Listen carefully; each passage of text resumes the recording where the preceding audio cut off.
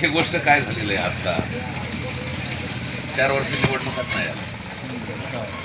अगोदर जे ग्रामपंचायतीला जिल्हा परिषदला पैसे मिळाले ते 15व्या वित्त आयोगातून मिळाले. ते 15वा वित्त आयोग कोणी केला होता?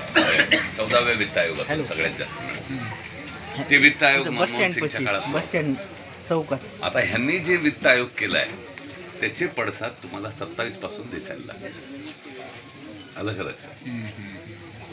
हे नैसर्गिक आपत्तीबद्दलचं सगळं धोरण बदललं. आपलं भांडण होतं की बाबा ते कोल्हापुरात जर तुम्ही पूर आल्यावर 40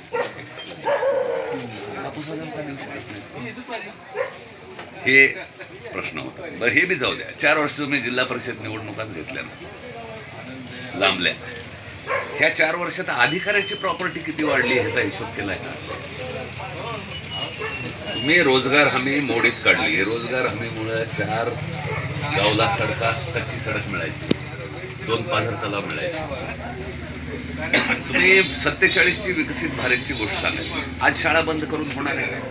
तुम्ही महाराष्ट्रातल्या आज 12,000 शाळा बंद करा.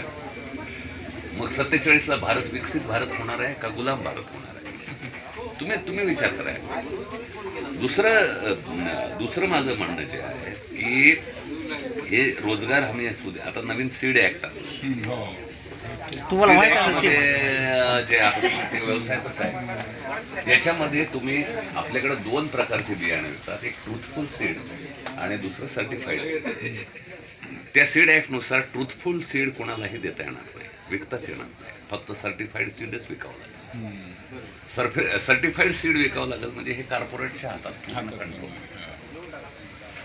सेंद्रिय बोंडअळीची प्रतिकार शक्तीच बोलगार 2ची संपली. ह्याच्याच शेतात अजून विद्यापीठानं रेकॉर्ड दिला नाही. धसकीनं आम्ही कोर्टात जाऊन काहीतरी आदेश आणले. रेजिस्टिबिलिटीच त्याची 2016ला संपुष्टात आली. तुम्ही ते बियाणं शेतकऱ्याच्या फक्त शिक्का मारून द्यायला तुम्ही सेंद्रिय अळीस प्रतिरोधक नाही तुमचं काम नाही का? विचार करा ह्या गोष्टीचा. आणि ग्रामीण जनता ह्या सरकारच्या दृष्टीनं दुश्मन आहे. पाणी पुरवठा योजना 70 लिटर प्रति व्यक्ती प्रतिदिन ह्याच्यावर व्हायची. तुम्ही आता 55 लिटर प्रति व्यक्ती प्रतिदिन केलं. 15 लिटर तुम्ही एका माणसा गावामध्ये शेरडे बकरी आहेत, बैल आहेत, गाई म्हशी आहेत, त्याला स्वच्छ पाणी लागत नाही. शहराला तुम्ही 140 लिटर मुंबईला देता, 220 रुपये लिटर नाशिकला देता. 220 का देता? जायकवाडीचं पाणी आपल्याला द्यावं लागू नये म्हणून रिझर्वेशन नाशिकचं त्याच्यावर टाकलं. हे एवढे खेळ सगळे चाललेले आहेत. मी तुमच्या गावच्या मेंबरला एवढाच माझा सवाल आहे. तुमच्या इथल्या बंधाऱ्यातून परळी थर्मलला पाणी उचलतात. त्या पाण्याची पाणीपट्टी त्याच्यावरती सेस आहे 20%. त्या पाणीपट्टीतले 20% रुपये, 20% रक्कम जिल्हा परिषदचा स्थानिक उपकर म्हणून आहे. गेल्या 10 वर्षात वसूल केलाय का सांगा.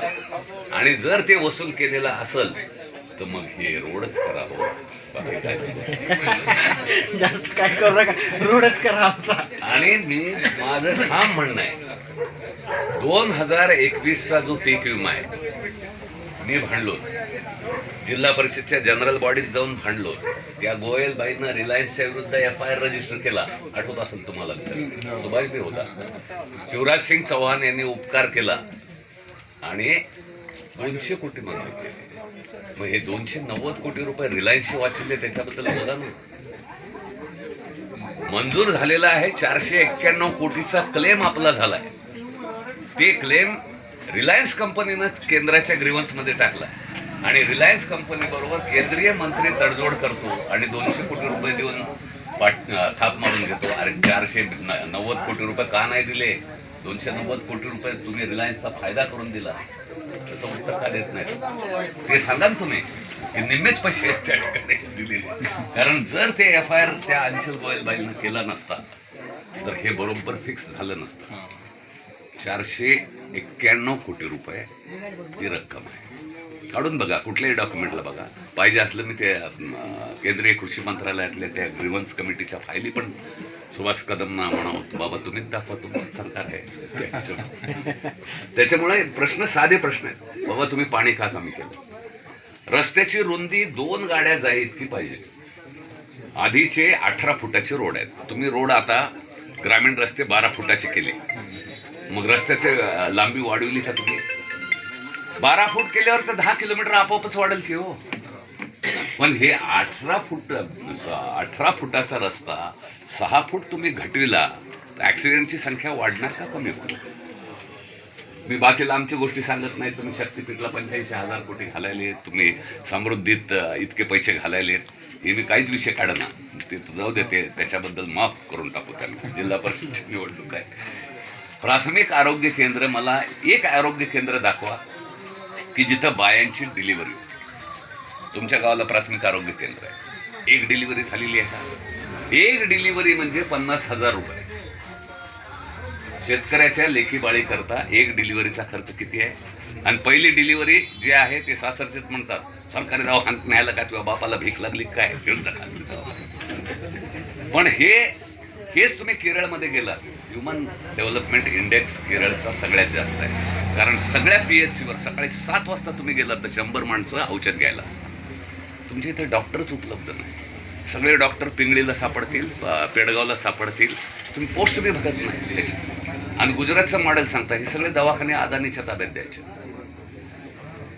हेल्थ इन्शुरन्सचा धंदा विमा कंपन्या करायल्यात. म्हणजे काय? 3 गोष्टी. हेल्थ इन्शुरन्स झाल्यामुळं कापाकापी जोरात सुरू झाली, गरज नसलेली बी ऑपरेशन झाली. ऊसतोड बायांचे 10,000 ऑपरेशन मराठवाड्यात झाल्याची कथा आहे. ते आधीच्या गर्भजल परीक्षेसाठीचे ते परळीतल्या घटना बी माहीत आहेत आपल्याला. ही आरोग्याची कंट्रोल आहे. मी तुम्हाला सांगतो, गुठ्ठे साहेब इंग्लिश शाळा चालवतात, विना अनुदानित शाळा आहे. फीस किती आहे? आपल्याला परवडणारी नाही. पण ती फीस मी निम्मी करून दाखवतो. गुठ्ठे साहेबाचा विरोध बी असला तर फक्त मला जिल्हा परिषद मेंबर निवडून द्या तुम्ही. जिल्हा परिषदच्या अखत्यारीत शालेय शुल्क नियंत्रण आहे. कोविड काळामधला 8वा जे पोरं व्यावसायिक अभ्यासक्रमात होते, कॉलेजमध्ये एक दिवस बी पाऊल न टाकता पैसे वसूल केले. किती आहे?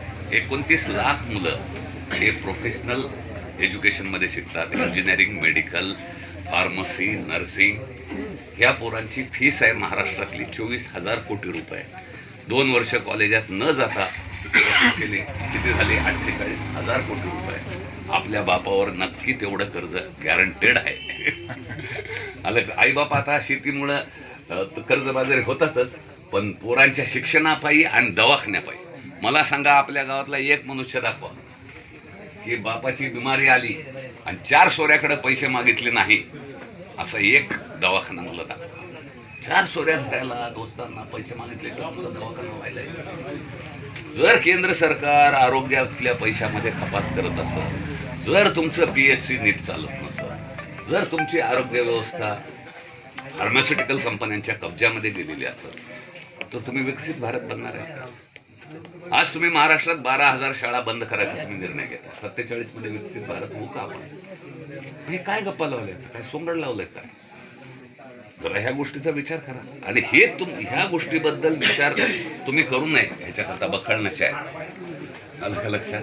आता बाबा हे गुठ्ठे साहेब यांच्या तिकिटावर गेलेत निवडून, बरोबर आहे. स्वतःच्या पक्षाशी गद्दारी करायची शिकवण भाजपनं देशभरात दिलेली. देशातले 12 पक्ष फोडलेले आहेत.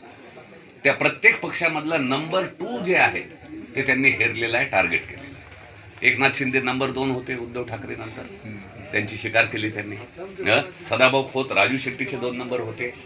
तुम्ही आसाम गण परिषदेपासून महाराष्ट्रवादी गोमांतक पार्टी घ्या, देशातले 12 पक्ष नंबर 2चा जे मनुष्य आहे त्याला गद्दारी करायला लावून त्यांनी फोडलेले आहे. त्याच्यामुळे हे राजकारणामधलं हे जे सूत्र आहे, जिथं निष्ठाच विकली जाते, ही संस्कृती नाही आपली. आपण शब्दाला जागणारे लोक आहेत. आपण बेईमानीला कधी थारा दिलेला नाही. मराठवाड्याला दिला, शिवाजी महाराजांच्या महाराष्ट्रानं कधी दिलेला नाही, आपल्या भारतानं कधी दिलेलं, हे गोष्ट लक्षात घ्या. त्याच्यामुळे अशा राजकारणापासून दूर करा. बदल करायचा असं, आम्ही रस्त्यावरचे बोंबले जरूर असू, आमच्याजवळ 2 गाड्या नसतील, पण आम्ही तुमच्याकरता बोंबलायचं मात्र कच्चून काम त्या ठिकाणी जरा आमचं एकदा बी पडू द्यायचं.